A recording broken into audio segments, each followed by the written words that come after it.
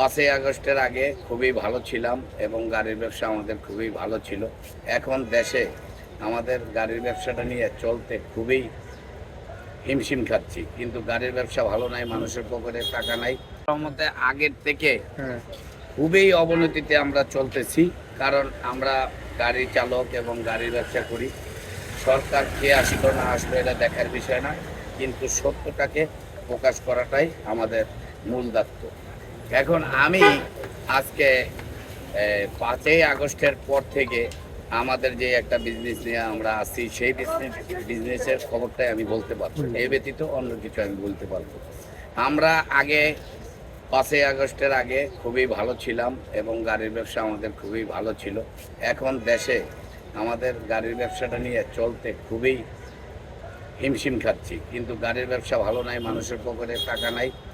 আমরা কি আইসা ভাড়া যদি বলি 5,000 টাকা, উনি বলে আমরা যাবো কি, টাকা আছে 2,000, তাহলে আমরা যাব কিভাবে? এভাবেই আমাদের দিনকাল চলছে, ডাইল ভাত খেয়া।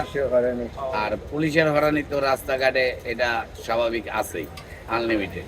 এখন এইভাবেই আর কি চলতেছি, কিন্তু এখন কি করব? আমি তো আর জোর করতে পারবো না বা কোনো দিকে যেতেও পারবো না, যেভাবে আছি এভাবেই চলতেছি। কিন্তু 5ই আগস্টের পরে ব্যবসা বাণিজ্য আমাদের খুবই খারাপ।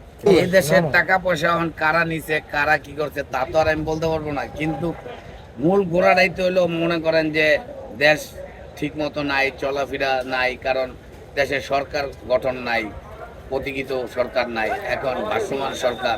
তাহলে আমরা কি করবো? আমরা তো কিছু করতে পারবো না। পারবো?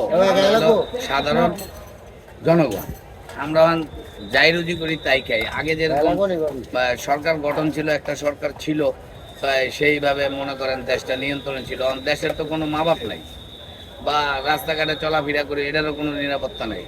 গাড়ি নিয়ে এই দেশে যাই, ওখানে ডাকাতি, ওখানে ডাকাতি, রাইত হইলে ভয় করে, এক জায়গায় সাইড করে শুয়ে থাকি, দিন হইলে টান দিই। এই হলো আমরা এইভাবে আছি। দেশের বর্তমানে কোনো নিরাপত্তাই নেই। এখন কি বলবো আর ভাই, ভাষায় আর কিছু নাই। আগের সরকার থাকলে আমরা রাস্তাঘাটে কোথাও ভাড়া নিতে পড়ি নাই বা ডাকাতির কবলিতে পড়ি নাই। এখন ডাকাতের কবলিতে যে কোনো জায়গায় এখান থেকে হাইটা যাওয়ার সিকিউরিটি আমাদের নাই। দিনের বেলা সিগারেট তো নাই, রাত্রে তো মনে করেন একটা পাও কাইক দিতে গেলে সম্ভব হয় না। এখন ওইভাবেই আর কি বাইরে আছি, চিন্তা ভাবনা করে চলাফেরা করতেছি। কিন্তু এদেশে একটা অতি তাড়াতাড়ি সরকার গঠন করলে তাহলে আমাদের নিরাপত্তার একটা ব্যবস্থা হইতো। এখন কোনো নিরাপত্তাই নেই। এখন আমরা কোথায় যাব? এই সরকারের কোন কাজটা ভালো লাগে না এটা আমি বলতে পারবো না, কিন্তু আমি মূর্খ মানুষ তো। কিন্তু অতএব আমি এই যে ব্যবসাটা করি এইটা নিয়ে আমার চলাফেরা এতটুকুর মাঝে আমি বলতে পারবো। আমি সঠিক এটা বলতে পারবো না, কিন্তু বাংলাদেশে তো দল আমরা আমার জন্মলগ্ন তো দেখে আসছি, বিএনপি এবং আওয়ামী লীগ, আর শুনছি জাতীয় পার্টি। হ্যাঁ, এই তিনটা দল। আরেকটা পাশাপাশি জামাতরে দেখতাম এদের আছে পাশে।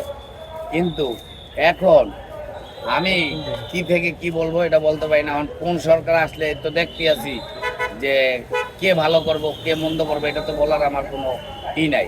এখন ওই সরকারের উপরেই তার বিশ্লেষণ থাকবে যে আমি দেশটা যদি সঠিকভাবে চালাই বা জনগণের নিয়ে ভালো রাখি বা এইভাবে চললে আমি মনে করি ওইটা আমার জন্য ভালো। কারণ সরকার যদি সঠিক সৎ পথে চলে তাহলে আমরা জনগণরাও সঠিক সৎ পথে চলতে পারবো।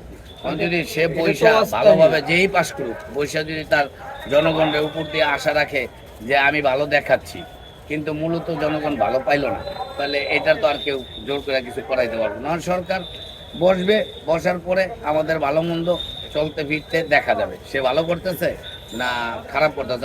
10 জনের কাছে ভালো করলে 8-10 জনের কাছে খারাপ হইল, এইভাবেই দেশটা। এখন আমি মনে করি যে সঠিক তথ্য নিয়ে একজন বসুক, যেই আসুক। ভাই 5ই আগস্টে আমি জানি না, আমার বয়স অল্প 20-21 বছর হবে, কিন্তু আমার এই বয়সে যতটুকু দেখছি, আমার বয়সের যখন শুরু, আমার বোঝার যখন বয়স, তখন থেকে আমি বিএনপি দেখছি, আওয়ামী লীগও দেখছি, দুটোটাই দেখছি। কিন্তু ভাই সবসময় একটা সরকার থাকলে ভালো একটা অবস্থান আছে, কিন্তু মা বাপ ছাড়া তো ওই সন্তান তো ওই কুলাঙ্গারে হবে, জন্ম ঠিক থাকবে না। তো এখন যদি মা বাপ থাকে তাহলে সন্তান সন্তানের মতো হইবে। ঠিক দেশটার সেরকমই যে একটা গণতান্ত্রিক একটা সরকার থাকলে দেশের উন্নতি, উন্নয়ন সবকিছু নিরাপত্তা একটা ভালো থাকবে। শৃঙ্খলা এখন স্থায়ী সরকার যদি না থাকে, মানে অস্থায়ী সরকার যদি থাকে, উপদেষ্টা হিসেবে উনি তো আর বর্তমানের পরিস্থিতি অনেকটা তফাৎ। আগে 100 টাকাতে বাজার করতে পারছি, আর এখন 500 কি 1000 নিয়ে গেলেও হয় না।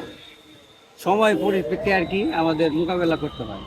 তো বর্তমান সিচুয়েশনে আমার বয়স প্রায় 35+। আমি এতটুকু বয়সে যতটুকু জানতে পারলাম, মানে বুঝতে পারলাম সময় পরিপ্রেক্ষে, তা আমার ধারণা আমরা বিএনপির আমলও কিন্তু আমি দেখছি, এবং জাতীয় পার্টির আমল দেখি নাই, ছোট ছিলাম। আওয়ামী লীগের তো পুরাপুরি দেখলাম। আমার দৃষ্টিতে মনে হয় দুইটা দল কিন্তু দেখছি অলরেডি।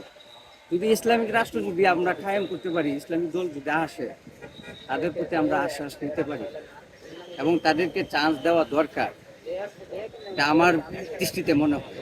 কারণ আমরা আওয়ামী লীগও দেখছি, বিএনপিও দেখছি। জাতীয় পার্টি তো হলো বাউ, যেদিকে বাউ এদিকে নাও বাউ, ওইগুলি আমরা চাই না। আমরা চাই দেশের পরিস্থিতি নিয়ন্ত্রণে আসুক। আপনার থানায় যদি ওসি যদি নিজে ইমামতি করে যদি নামাজ পড়ে, সেই থানায় কখনো দুর্নীতি এবং ঘুষ হবে না। যে অফিসারের মেইন যে ম্যানেজার থাকবে, উনি যদি ইমামতি পড়ান, সেই অফিসে কোনো সময় দুর্নীতি হবে না।